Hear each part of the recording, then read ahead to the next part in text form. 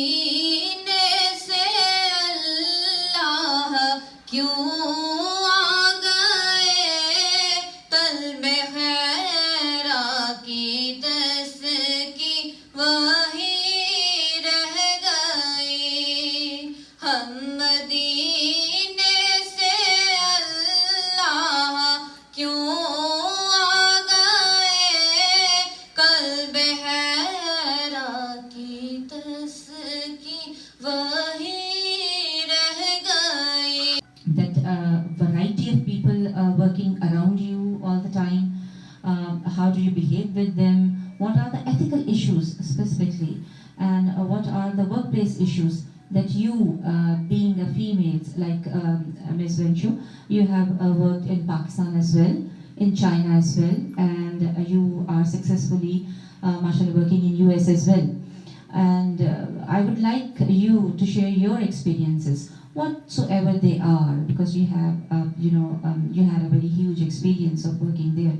So I would like you to share your experiences related to anything, Assalamu alaikum. It's nice to meet you all. I think I'll start by saying that in all my time in graduate school, I only took one communication course, and it was probably one of the best things I did in my entire program, because you can gain all the knowledge, on a subject, but if you cannot communicate properly, then it can be quite ineffective. So how effective you are as an employee or as a leader or a manager, anything has a lot to do with how well do you communicate.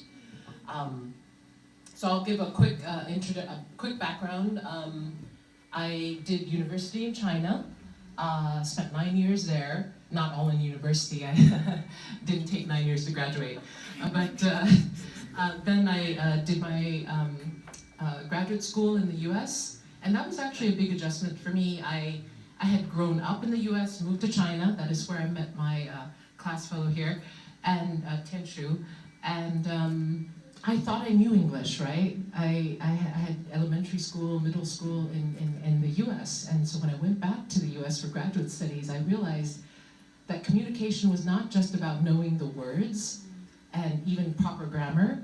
A lot of it is contextual, colloquial, the jokes, the cultural context, right? We're talking about cross-cultural communication.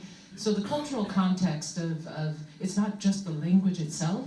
Knowing all the vocabulary is great. Then avoid a meeting if you can. But then there are things that only a meeting can achieve, right? You cannot convey much or anything through body language, for example. It's very hard to establish trust through email. I mean, in fact, when people read a text or an email, there's a range of intentions. I need to do something, I want to have one button. I want to press it, it's going to do what it's want. But my engineers would say, oh, it's so easy, you just have to do this and this and this and this and this, right? And so our accounting department, which is our users, absolutely hated our programmers, and our programs absolutely hated our accountants, thinking they're so stupid, right? So basically, my job then in the middle becomes the person who convinces the engineers to give them one button, because the users are the boss, really, right?